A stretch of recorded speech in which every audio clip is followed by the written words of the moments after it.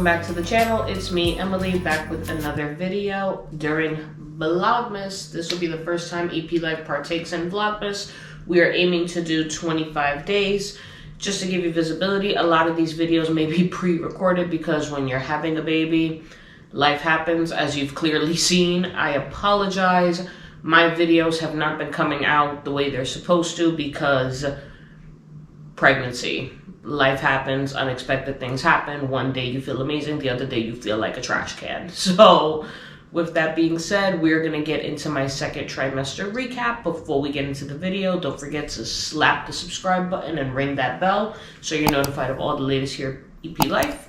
And without further ado, let's go. So my second trimester began, I wanna say sometime in August, and ended sometime in October, end of October, early November, if I had to guess. Bear with me as I'm pulling all of this from memory. Stay tuned at the end of the video to get some footage and some pictures from our baby shower. We were luckily able to be blessed with such a beautiful baby shower that my family threw for us. We were able to be surrounded by family and friends and had an amazing time safely in a COVID world. In your second trimester, you get a variety of tests, you feel a variety of symptoms, so bear with me as once again I try to pull them all from memory. At the beginning of my second trimester, I suffered from something called pregnancy Rhinitis. I will include an image here of what exactly it means, but essentially the progesterone and the estrogen in your blood from growing fingers and toes completely block your nasal passage. So you find it very hard to breathe. You are snoring if you're not a snorer already, and if you are, you become a louder snorer, or it's just very uncomfortable. You feel like you have a consistent congested nose. So that happened for me to the point that it was affecting my sleeping, it was affecting my eating, I wasn't able to taste things, and in a COVID world, obviously, it raises a lot of flags.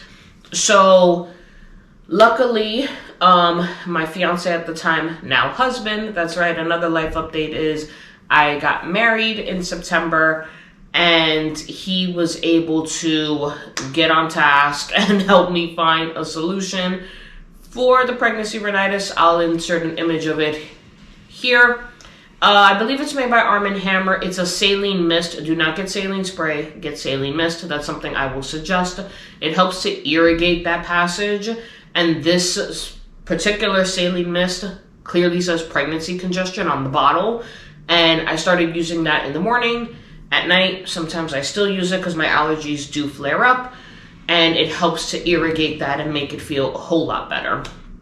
That's one of the first things. Second thing is, in the second trimester, it's the honeymoon phase of pregnancy. So you're able to start to enjoy food more if you had aversions. You're able to start enjoying sleep more if you weren't able to in the first trimester.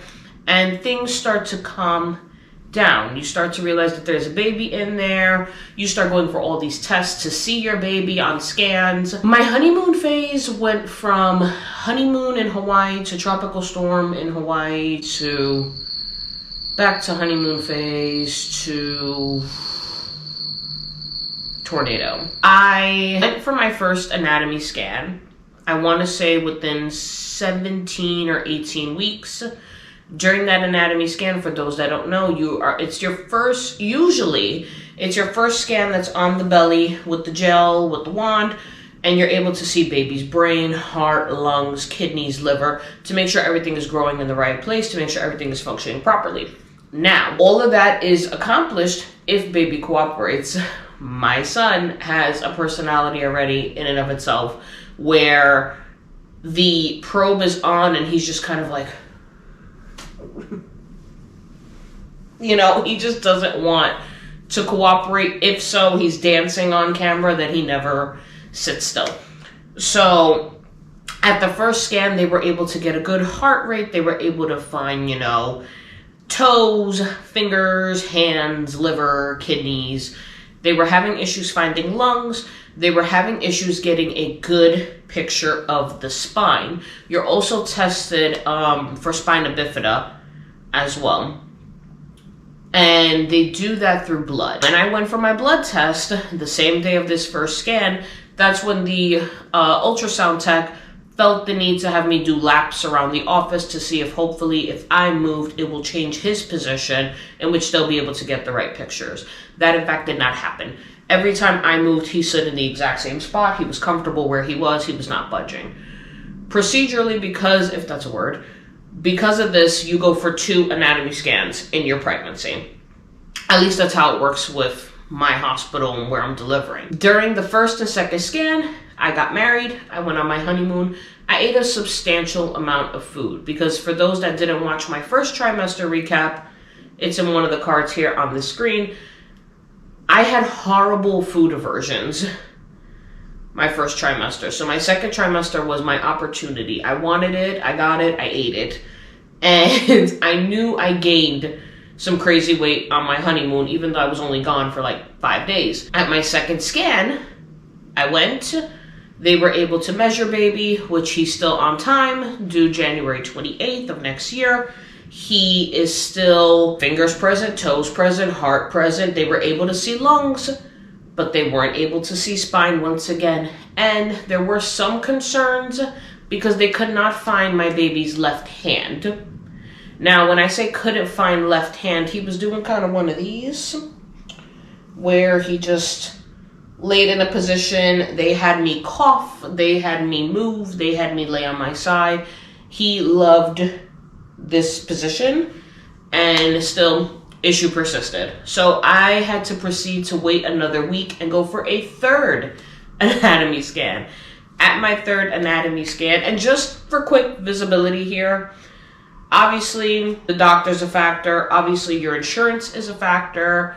All of these things are subject to change. All of these things are really based on where you live, your insurance, your doctor. My insurance didn't seem to have an issue covering these scans. Of course, I had to come out of pocket a little bit, but the doctors were very passionate in making sure that everything was where it was supposed to be. It also depends on the patient's level of your tech. I personally feel that my second tech did not have as much patience as my first and as my 3rd. And at that 3rd scan, it took a tech and a doctor to find my son's hand and to find his spine. All of his genetic testing came out low risk: Down syndrome, trisomy 21, trisomy 18, spina bifida. All of those tests came out low risk. He did great. We were able to get some awesome profiles of him. I feel if I have a latest profile, I'll insert it here on the screen, but I feel like this is a scan that has been seen already by EP lifers. That was it. He went for his anatomy scan. Everything was great. Continued to be copacetic. One night. Now, let me explain something here. When it's time for fetal movement, okay, everywhere you read, Google, pregnancy books, doctors will tell you that your baby's movements feel like gas bubbles, okay? Then it makes you think, okay, gas bubbles like bubble guts or gas bubbles like a burp? You don't really know what to look for until it happens. So if you're anticipating your baby's movements, do not worry about it. You will know when you feel it. I was laying on my bed one night, stomach position down, favorite position to be in for me for comfort. And my husband was sitting at the desk. We were both talking, and all of a sudden I just felt like literally, not bubbles, not gas, on my belly. So at that moment I felt it and I was like, everybody freeze. I paused what we were watching. I lowered my phone. The room, you could hear a pin drop. And I waited and waited, and I felt again. That's how I knew my baby was moving. So obviously it's a sigh of relief because it's like, wow, I'm actually feeling it without being at a doctor. I'm actually, experiencing this for the first time. How amazing. I won't have to worry anymore. No, that's a lie. Because especially if you're somebody who's experienced a loss, you never have a full 100% everything is okay moment until, I don't know yet, but I'm assuming when he gets here. But then once I put him down and once he's out of my sight, I will have a million more worries. So baby started moving, baby started slowly doing little light kicks. I did get information from my doctor. For those that don't know, I have an anterior placenta, and what that means is my placenta was formed at the front of my baby instead of behind him. This muffles movement. So if you find out that you have an anterior placenta, what happens is your baby is literally kicking and punching and moving behind your placenta. So that muffles a lot of movement. So your baby could be moving all day long and you will not feel a thing, which is what happens to me quite often.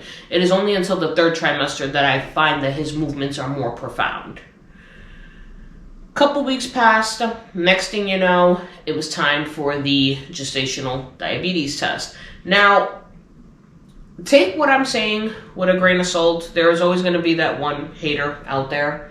But, you know, I feel like this drink that you're given for the gestational diabetes test is so hyped up in a negative way. You know, it's like, oh, it's so nasty.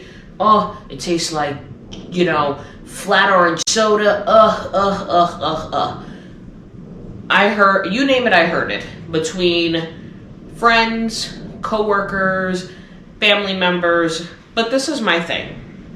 If you are the type of person that drinks soda, if you are the type of person that drinks fruit punch, if you are the type of people that if you are the type of person that goes to McDonald's and the meal that comes with your drink is a soda, you cannot talk about this drink. Okay? Now don't get me wrong. If you are a person that has horrible morning sickness and continues to have morning sickness throughout your entire pregnancy, or you're the type of person that's easily nauseated by things, yes, I agree with you. But at my 3rd anatomy scan, I was given this drink. I was told to come back at X amount of weeks. I believe I went at 24 or 26 weeks to get the test done. Now, hidden gems, I'm letting you know right now, the minute you get that drink, put it in the fridge. Put it in the fridge. It stood in the fridge from the day of my 3rd anatomy scan to the morning of my gestational diabetes test. Number 1. Number 2, you're going to want to be super mindful of what you eat. If you're the type of person like me who suffers from nerves and can't eat breakfast if they're nervous, but you have to feed that baby, cool, no problem, but just be mindful of what you eat the night before that test. So don't have a bagel with cream cheese. Don't have Frosted Flakes. Don't have anything that's going to spike up your sugar, obviously. Morning of the test, my husband and I got in an Uber. You have to start, once you take that first sip, you don't have to chug it, but the drink has to be done within 5 minutes of the first sip. So I was like, you know what? I am just going to chug it. I'm not going to babysit it. I am in a car. What if I get car sick? I'm not going to stop, go. So I had David set a timer on his iPhone. As I took the first sip, I just chugged it, and he periodically was like, you know, forever my hype man, my husband, my ride or die, like, babe, you got it, you good. And I finished it, I kid you not, in maybe 2 minutes and 30 seconds. It literally tastes like a flat orange soda. But again, I cannot begin to complain about this drink if I drink soda, if I drink juice, if I love sugary things such as cake, cookies. I find it so hypocritical, in my opinion. Again, there's always going to be that one person, but that's just my opinion. Do with it what you will. I finished the drink. You have to make sure you track what time you drink it, because once you finish it, the start of the drink. So for example, if you drink that drink at 10 a.m., your blood needs to be taken an hour within or an hour after. I believe they could take, so if you start drinking it at 10 a.m., they can't take it no later than 11 a.m. So when you get to your doctor's office, you have to let them know what kind of test you're there for, and you have to let them know the start of the drink time. Because I believe I took it at 8:46, and they were like, okay, Emily, at 9:46, we're going to take your blood. Waiting on those results is like, it's just so frantic. And it's not something that you get the day of. It's something that you may get the next day or the day after that, again, depending on your doctor, depending on the time of the year. Again, we're in a COVID world, so labs are backed up. And you take the 1 hour test initially, In the event that your results are inconclusive or they're bad, you get a 3-hour test, which is a whole other ball game of nightmares. So I passed my gestational diabetes test on the first try, the 1-hour test. Baby definitely kicked with that drink. He really didn't like it. I think it made him feel uncomfortable because it's so sugary, which made me feel uncomfortable, but passed it, no problem. Now, as your blood is taken for some things, your blood picks up other things. With that being said, I found that towards the middle of my second trimester, my food aversions came back. So I went from, when I tell you I ate on my honeymoon, chili dogs, chili fries, burgers, shakes, soups, sandwiches, salads, you name it, I ate it on my honeymoon. It was summertime, pizza, beach weather. I ate it all, okay? And coming back from my honeymoon, it was like the things I was able to eat and stomach, couldn't do it anymore. Mentioned it to my doctor, mentioned it to my nurse, because again, as I've mentioned in my first trimester recap, I have both because of my insurance, and they said it's totally normal. Some people have morning sickness throughout their entire pregnancy. Now, when I got my blood results back from my gestational diabetes test, we found that I passed it, but I also became anemic in the process. Now, you will feel several symptoms of anemia throughout your pregnancy and not realize you're anemic until they do that blood work. Shortness of breath, increased heart rate, fatigue. And I noticed the fatigue because the second trimester is supposed to be the trimester where you have the most energy. If left alone for too long in a comfortable position, I was falling asleep or I was dozing off. Pregnancy brain became a major thing. I would find that I was asking the same questions several times, repeating the same stories. All of these are possible symptoms of anemia, and I didn't realize it. So when I found out I was anemic, I was like, okay, what do I do?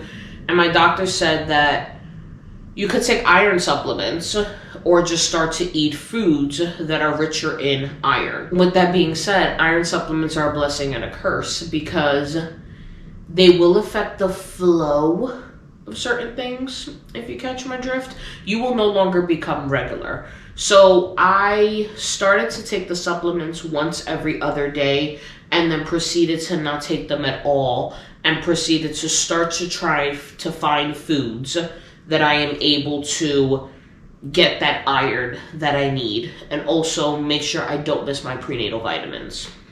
Consistently taking those prenatal vitamins, eating things such as kale or spinach or cream of wheat, farina. I started to drink Ensure in the morning. Obviously, everything I'm telling you with a grain of salt, check with your doctor. I'm not an expert. I'm strictly going off of experience.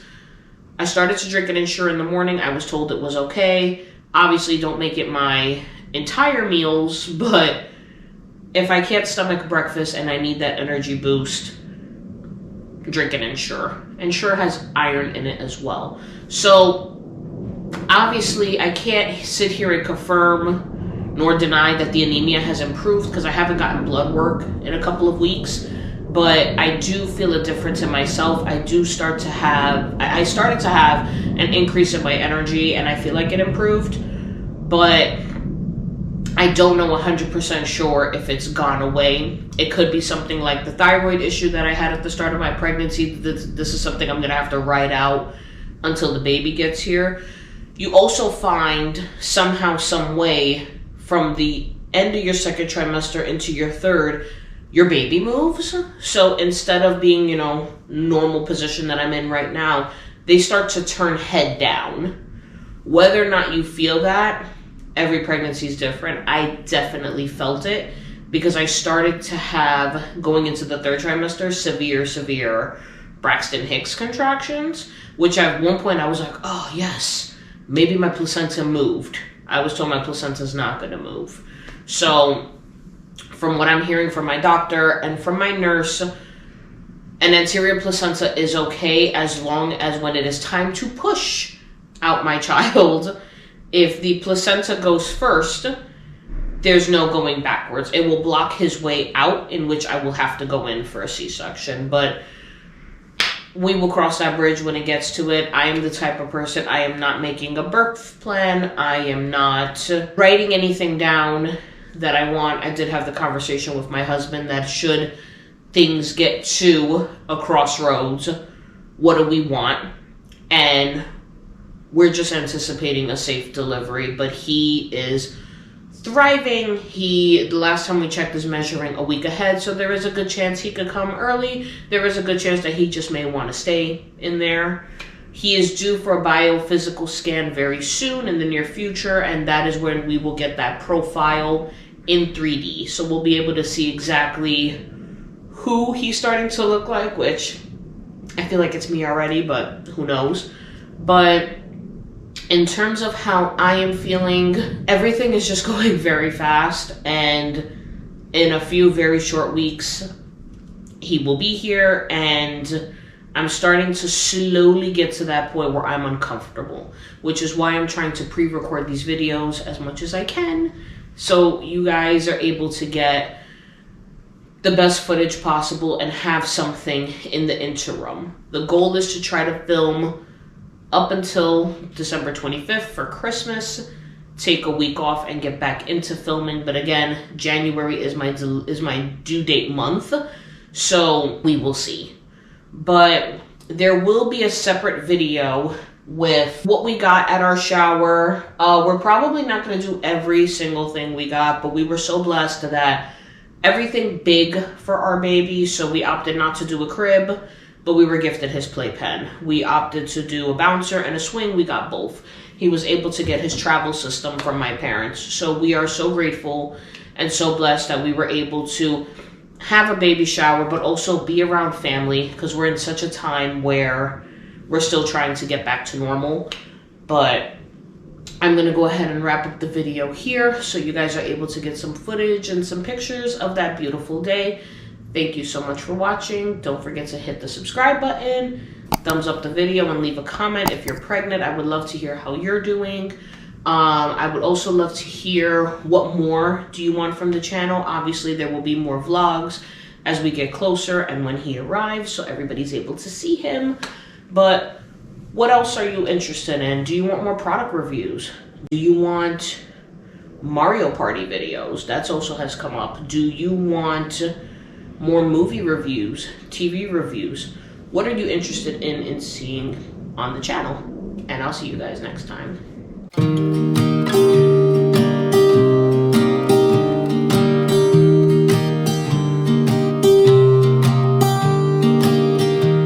I was never the one to write up a song for just anyone. I was always the one to find myself lost in long conversations, cause I've always been told that things will unfold if you keep on waiting. But then you came along and proved me all wrong. I was so mistaken, cause you glue all the pieces back together.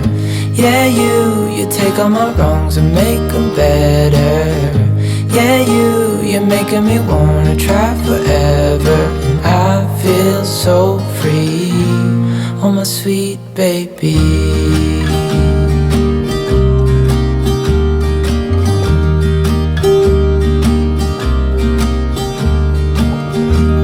I was never the one to give up the ghost. No, I was so stuck. I kept on playing my part, wanting to give up cause nothing was changing. But with you it's so clear, and now that you're here I see colors in every spectrum. Guess I finally learned my lesson. Cause you glue all the pieces back together. Yeah, you take all my wrongs and make them better. Yeah, you're making me wanna try forever. And I feel so free, oh my sweet baby.